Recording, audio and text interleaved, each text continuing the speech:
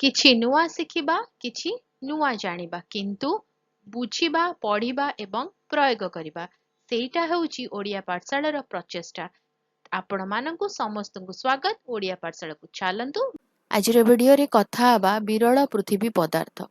ବିରଳ ପୃଥିବୀ ପଦାର୍ଥ ବା ସାମଗ୍ରୀ, ଯାହାକୁ ବିରଳ ପୃଥିବୀ ଉପାଦାନ ମଧ୍ୟ କୁହାଯାଏ, ରେୟାର ଅର୍ଥ ମେଟେରିଆଲ ଇଂଲିଶରେ କୁହାଯାଏ, ହେଉଛି ପୃଥିବୀର ପୃଷ୍ଠରେ ମିଳୁଥିବା 17ଟି ଧାତୁ ଉପାଦାନର ଏକ ଗୋଷ୍ଠୀ। ଏଥିରେ ସ୍କାଣ୍ଡିୟମ ଏବଂ ଇଟ୍ରିୟମ ସହିତ 15 ଲାନ୍ଥାନାଇଡ୍ ଅନ୍ତର୍ଭୁକ୍ତ। ବିରଳ ପୃଥିବୀ ସାମଗ୍ରୀ ଆଧୁନିକ ପ୍ରଯୁକ୍ତି ବିଦ୍ୟାରେ ଏକ ଗୁରୁତ୍ୱପୂର୍ଣ୍ଣ ଭୂମିକା ଗ୍ରହଣ କରେ। ଏଗୁଡ଼ିକ ସ୍ମାର୍ଟଫୋନ, ବୈଦ୍ୟୁତିକ ଯାନ, ପବନ ଟର୍ବାଇନ ଏବଂ ଅନେକ ପ୍ରତିରକ୍ଷା ପ୍ରଣାଳୀ ଉତ୍ପାଦନରେ ଅତ୍ୟାବଶ୍ୟକ। ଉଦାହରଣ ସ୍ୱରୂପ ବୈଦ୍ୟୁତିକ ମୋଟର ଏବଂ ହେଡଫୋନରେ ମିଳୁଥିବା ଶକ୍ତିଶାଳୀ ଚୁମ୍ବକରେ ନିଓଡିୟମ ଏବଂ ଡିସ୍ପ୍ରୋସିୟମ ବ୍ୟବହୃତ ହୁଏ। ଟେଲିଭିଜନ ଏବଂ କମ୍ପ୍ୟୁଟର ପାଇଁ ଉଜ୍ଜଳ ସ୍କ୍ରିନ୍ ତିଆରି କରିବାରେ ୟୁରୋପିୟମ ଏବଂ ଟେର୍ବିୟମ ଗୁରୁତ୍ୱପୂର୍ଣ୍ଣ। କ୍ୟାମେରା, ଲେନ୍ସ ଏବଂ ରିଚାର୍ଜେବଲ ବ୍ୟାଟେରୀ ଲାନ୍ଥାନମ ବ୍ୟବହୃତ ହୁଏ।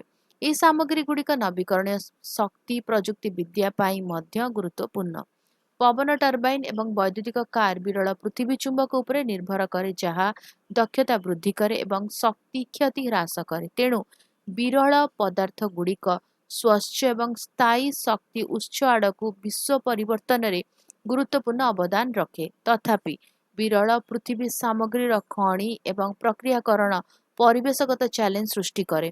ନିଷ୍କାସନ ପ୍ରକ୍ରିୟାରେ ପ୍ରାୟତଃ ବିଷାକ୍ତ ରାସାୟନିକ ପଦାର୍ଥ ସାମିଲ ଥାଏ, ଯାହା ସଠିକ୍ ଭାବରେ ପରିଚାଳନା ନହେଲେ ମାଟି ଏବଂ ପାଣିକୁ କ୍ଷତି ପହଞ୍ଚାଇପାରେ। ଏହା ସହିତ ଅଧିକାଂଶ ବିରଳ ପୃଥିବୀ ଉତ୍ପାଦନ କିଛି ଦେଶରେ କେନ୍ଦ୍ରିତ, ବିଶେଷ କରି ଚୀନ, ଯାହା ବିଶ୍ୱବ୍ୟାପୀ ଆର୍ଥିକ ଏବଂ ଯୋଗାଣର କାରଣ ପାଲଟିଛି। ଏହି ଚ୍ୟାଲେଞ୍ଜଗୁଡ଼ିକୁ ଦୂର କରିବା ପାଇଁ ଗବେଷକମାନେ ଇଲେକ୍ଟ୍ରୋନିକ୍ସ ଅପଚୟରୁ ବିରଳ ପୃଥିବୀକୁ ପୁନଃଚକ୍ରିତ କରିବା ପାଇଁ ଏବଂ ପରିବେଶ ଅନୁକୂଳ ବିକଳ୍ପ ଖୋଜିବାରେ କାମ କରୁଛନ୍ତି। ବିରଳ ପୃଥିବୀ ସାମଗ୍ରୀ ପରିମାଣରେ କମ୍ କିନ୍ତୁ ଗୁରୁତ୍ୱପୂର୍ଣ୍ଣ ଭାବରେ ଅପାର। ସେମାନେ ଆମର ଆଧୁନିକ ବିଶ୍ୱ ଏବଂ ସବୁଜ ଶକ୍ତି ବିପ୍ଳବକୁ ଶକ୍ତି ଦେଉଥିବା ପ୍ରଯୁକ୍ତି ବିଦ୍ୟା ପଛରେ ଲୁକାୟିତ ନାୟକ। ଏକ ସ୍ୱଚ୍ଛ ଏବଂ ଅଧିକ ସୁରକ୍ଷିତ ଭବିଷ୍ୟତ ପାଇଁ ଏହି ସମ୍ପଦଗୁଡ଼ିକର ସ୍ଥାୟୀ ପରିଚାଳନା ଆବଶ୍ୟକ।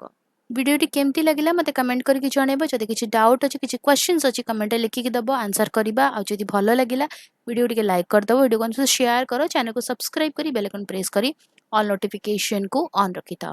ତାହେଲେ ରହୁଛି, ଦେଖା ହେବା ଆଗାମୀ ଭିଡ଼ିଓରେ। ଭଲରେ ରୁହ, ସୁସ୍ଥରେ ରୁହ, ମୋତେ ଅନୁମତି ଦିଅ। Bye bye.